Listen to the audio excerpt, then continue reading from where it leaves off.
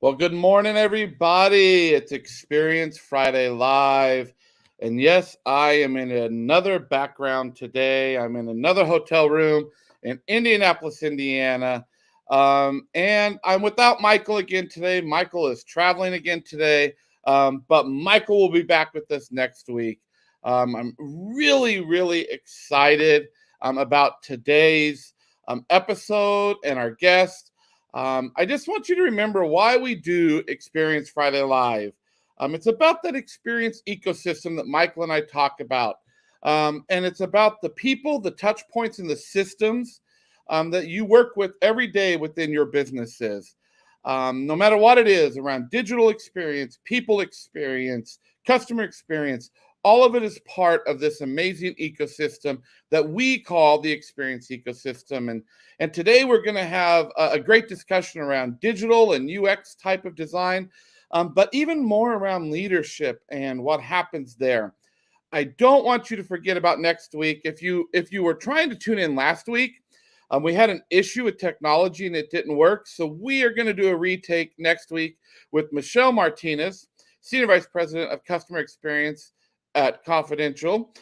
She will be with us and joining us. So we're really excited about that. But without further ado, I want to jump in right now and read the bio of our guest today. Shawn Michael Delabar is Group Manager of Product Design and Design Operations for Kroger. Justin is a user experience professional and digital product manager and has spent the past 18 years designing and implementing web and mobile-based solutions for startups, public institutions, and private enterprises. Justin strives to bring a holistic approach grounded in design thinking or human-centered design, as some of you know it, and agile principles to digital product challenges. So without further ado, let's welcome Justin to the stage. Hey, Justin. Oh, we got you muted, Justin. Hey, Shawn. Great seeing you. Off to a great start. How are you doing today, bud? I'm doing great, man. It's Friday. Can't complain. I'm just really happy to be here. Can't complain about Friday. So, Justin, great accomplishments. Heard so many things there in your introduction. And there's a question we start with our guest quite often that I want to throw out to you today. Why you do what you do and what keeps you motivated as you do it. Sure. Would love to hear that from you, Justin. Yeah, no, that's a great question. I think the main reason I do design and specifically design leadership is tied back to what I see as the power of design to affect everything from, it could be a simple user interface all the way to global systems to a certain extent. And I believe the smallest changes that we can make to the positive, just a little bit better every day in an experience for our customers, our users, those we design for, can have a profound impact and compile over time. And that just gets me excited. And I also love, from a leadership perspective, having the opportunity to meet so many different innovators across disciplines and within my own teams, especially younger talent. And I'm really passionate about mentorship, coaching, especially in the design leadership field, because it is, especially with product design and user experience management and leadership, it's still a relatively new track of work. If you look at industrial design and industrial design leadership as an example, it's been around for decades and decades and decades. UX really came to the forefront during the early to mid 90s and really hit its stride during the dot-com boom. And we're still figuring out how to do UX. We're still figuring out what to even call ourselves, right? Like, are we product designers, UX designers? So those are some of the high-level reasons why I'm excited to do what I do every day. Well, and Justin, I love that the whole part of UX and or IX, interface, all of this. What are you guys? And that's why we are so passionate when we talk about this experience ecosystem. And Justin, we've just got to know each other, and a lot of people, listeners know that I worked for the Walt Disney Company. I was a Walt Disney Imagineer. And the way that Disney approached design was so different. And that's where I realized this experience ecosystem is so powerful because you didn't do UX and product design separate, from guest experience or from cast member experience, or from digital or from marketing. It was all part of one thing. And that's why, to me, I still believe it. A matter of fact, I was at Disney last week, early on last week, or I guess, no, that's this week. Holy cow. I was in Florida Sunday and Monday at Yep. Disney. Um, and again, the way the experience is built is so powerful. And I would love to see, and I know you work for a big corporation. I live in Cincinnati. We all know Kroger. Kroger is taking over the grocery world, but so many other worlds too. I love the fact that you're starting to think about that in a very different way, and love to hear that people are trying to figure out exactly what it is. So, well, listen.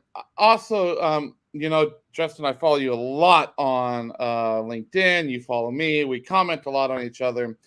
Recently, you started a podcast called Sonder and Rise. So I love it. Love the name of it. And you just posted, I believe it was even this week, and it just caught my attention because I just think it's so pertinent to where we are today, coming out of this pandemic and what businesses are doing. Um, and it was this quote, and it's a little lengthy, but I felt like I couldn't not talk about it in this way. So it said, once I realized the mistake, it was often too late. I had irreparably damaged the relationship and destroyed any hope of regaining the individual's trust, let alone engagement with the work itself. The worst part, my impossible standards had hurt the individual's self confidence and undoubtedly contributing to a more stressful life at home and outside of work for them. My actual greatest regret. And I believe that was actually the title of it, my greatest regret.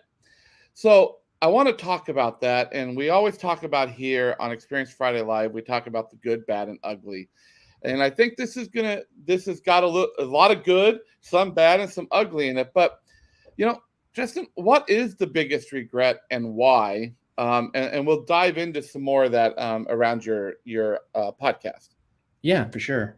So the biggest regret that I'm referring to there in that quote is um, part of my design leadership approach that I have since modified, because I think it's important to take stock and pause and look back at the ways we approach leadership and the ways in which we work with our direct reports to understand what's working and what's not working. What specifically was not working in my old approach was that I had a mentor early on in my career, and I've been in management leadership almost since I began like my professional life in 2006.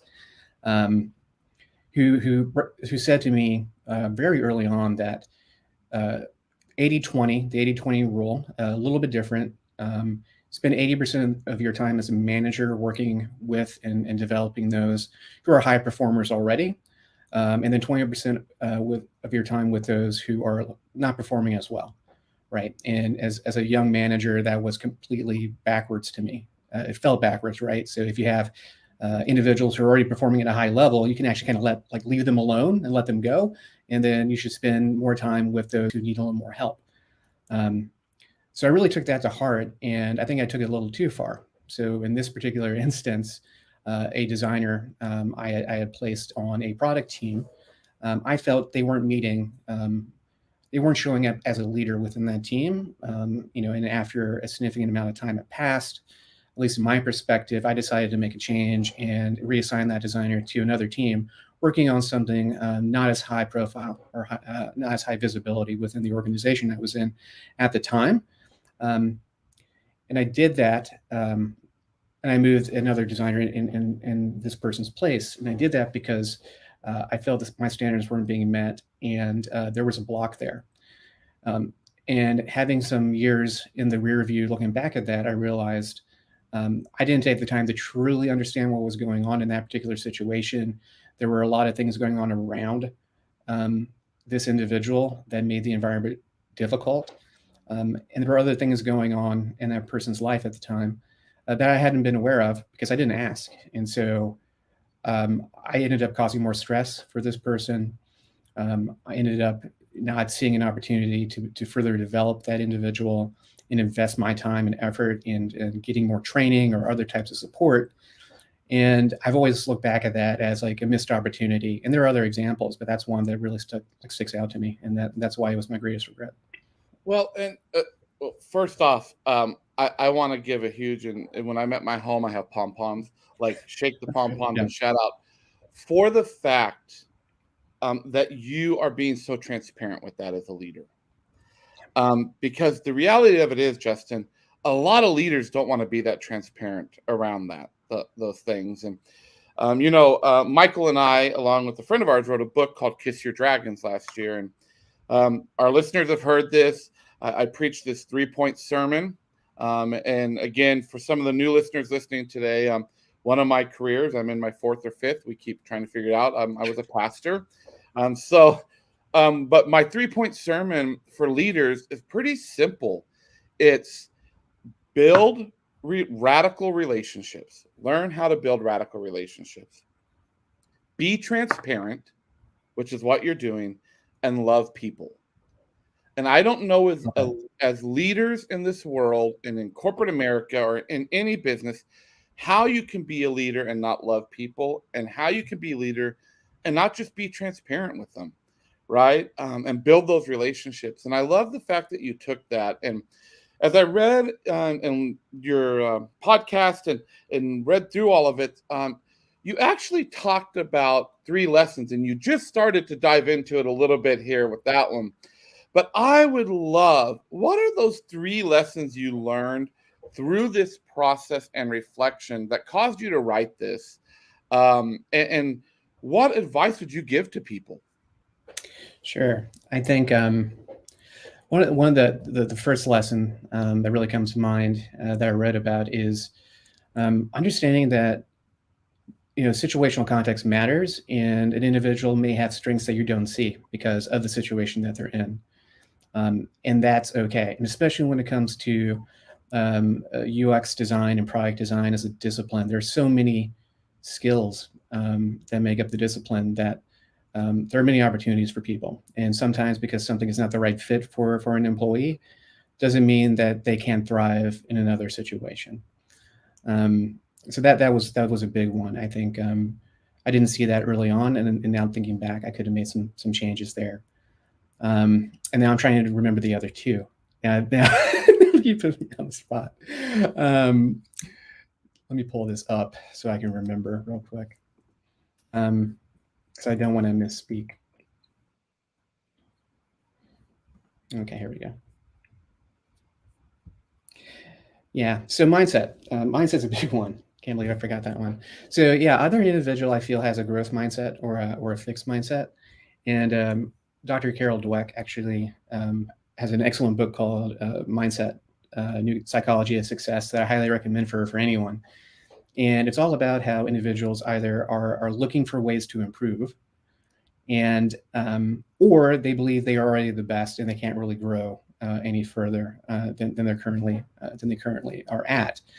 And so if individuals have a growth mindset, it means that they're coachable. It means that they are looking and they're eager for feedback, and that they want to get better. And this particular individual definitely had a growth mindset. They were looking for feedback, looking for ways to get better. And because I was not spending enough time with them, they weren't getting that level of feedback to be able to improve, to do better in the role. Simply, it's kind of inconceivable to me that was my approach in hindsight. And then the 80-20 rule of leadership is really nuanced. So, there are going to be individuals who are on your teams that may not be a great fit overall for what you're looking for, or what they're looking for in their career. And that's okay. I think as long as the leader and the individual designer or employee can have conversations about that up front, that transparency coming back into play, right? Those situations can be handled in a way that isn't that isn't super disruptive to either the company or the employee. But then there are those within the 20% of time that actually do need to have growth mindsets. Kind of go back to that, and further investment in those individuals who have a growth mindset will reap tremendous benefits for that individual, most importantly, but then also as a knock-on effect for the organization and for the overall team. So those were the three. I just had to jog my memory there. Well, and I love it, and I've got them here. And you talk about the penalty box, and I love that Oh yes. how you talk about the penalty box, and you were talking about this mindsets, and you write about it in here. And and it's funny because we didn't. This is, I think, why it clicked with me, is in our book, Kiss Your Dragons, that I just talked about. We actually talk about how do you take those mindsets that you're talking about and marry them with heart sets, because um, I think we're in the space in the world today that no longer are we going to hire the same way we've always hired. No longer are we going to do work.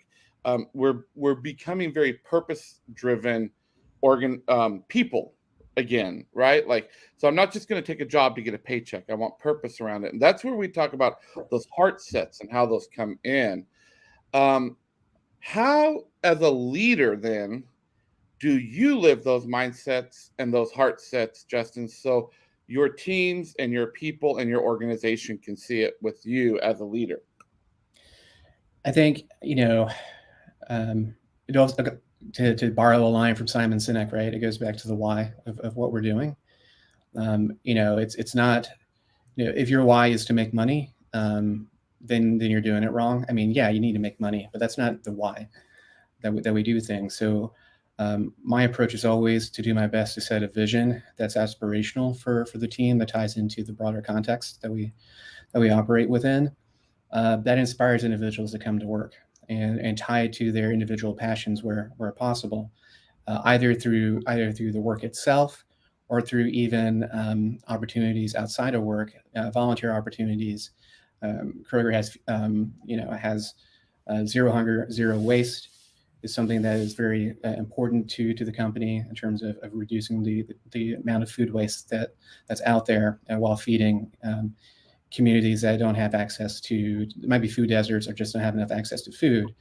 So it's a balance of both, right? It's trying to find that passion in the day to day tied to a broader vision, and then also finding opportunities to enrich the spirit of each individual on the team through good works where possible.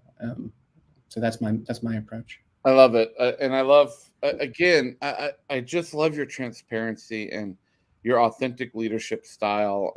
It's refreshing, and I hope corporate America learns from people like you and like us that say, just be people.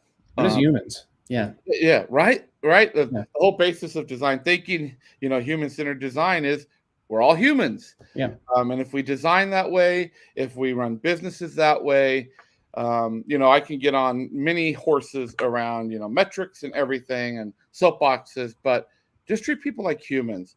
So we did have a comment come through, and I love this thought process, because I do think it comes around this, and it's from a user that says, "How often do you seek out or search for external talent, designers, for different projects, or do you prefer to drive innovation and ideas internally?"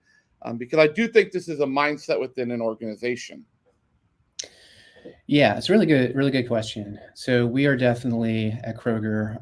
We consider ourselves within technology and digital, a product company.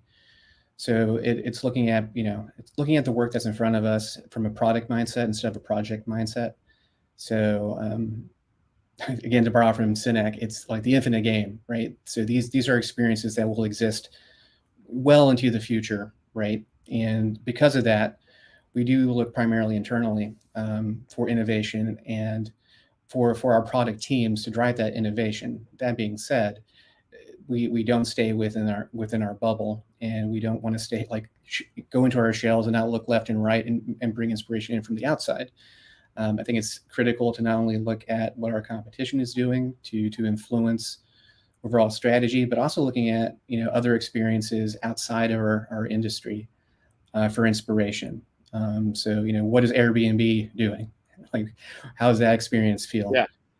Also from like an omni-channel perspective, right? I think going back to your time as an Imagineer and your experience with Disney, what are the opportunities that we see out in the market with connecting physical spaces with digital experiences, and how might we evolve the way as a grocery retailer and e-commerce company to innovate in that space. And I think we have a lot of great ideas internally, but we also look externally for inspiration as well.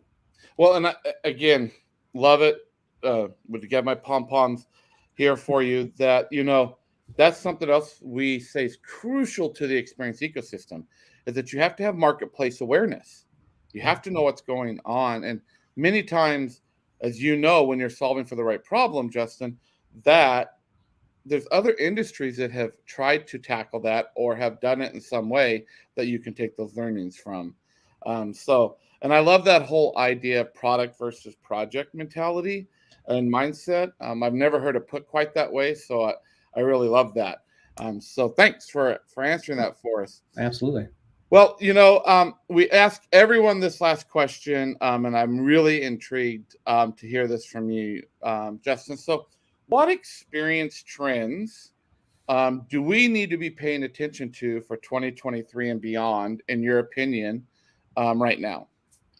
Yeah, I think I kind of buried the lead a little bit. I think more and more conversions between physical and digital spaces.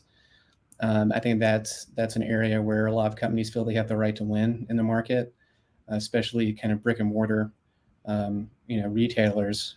Just speaking from my current industry obsession with where I'm at, finding ways to within the physical space and to utilize digital to improve experiences, and then vice versa, because really COVID has changed quite a bit, obviously, in terms of how people interact with businesses. I think the other thing, I think inspiration, especially in retail spaces, and anyone who wants to sell anything, and this could be service or products, inspiration around those products and discoverability is going to become more and more important for companies to figure out, right? Because the market is only so large, regardless of what industry you're in. At some point, the market will be saturated, and then it's about how do you grab mind share from competitors. And I think one way you can potentially do that is by offering a story that's inspirational and experiences that inspire experiences that consist of the products or services that you sell. So I think there's going to be more of that. And then one that's like super kind of in the weeds UI stuff, because I had to add one in. So I went super high level. I'm going to go down to the surface level. I think we're going to see dark mode. Dark mode in user interfaces is here to stay. And it changes the way we have to think about colors and color systems and design. And it's going to go even darker. Google just updated their dark mode to be full black, which is typically a no-no in design, going full black anywhere. But it's because full black actually is easier on the eyes, because there's not light constantly blasting in your eyeballs as you're trying to read something. So it helps with eye strain. So something that to look out for. Which is really funny that you talk about the whole dark mode. And I'll share some of my technology. When I'm doing these shows, I'm on my laptop and I have an iPad that I'm reading, but I also keep the show up on my iPhone.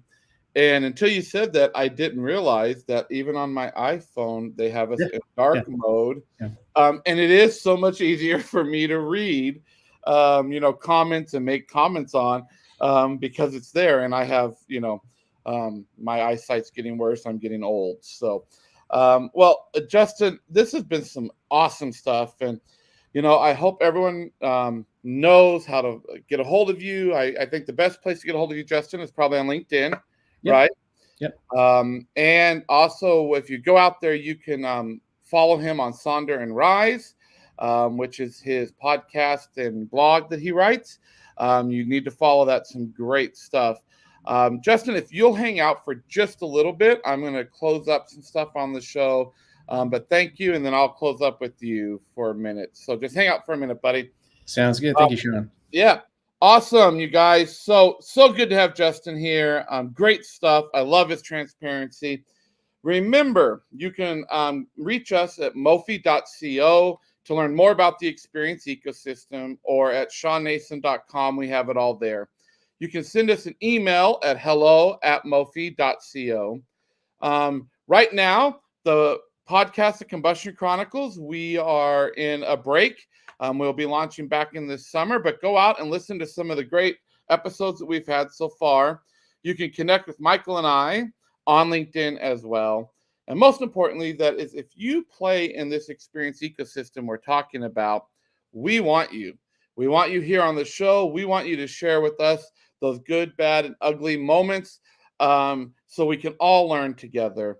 And most importantly, remember that next week we will be back with Michelle Martinez at 11 a.m. Eastern Time. So thank you to everyone again for being here this week, and we will see you next week.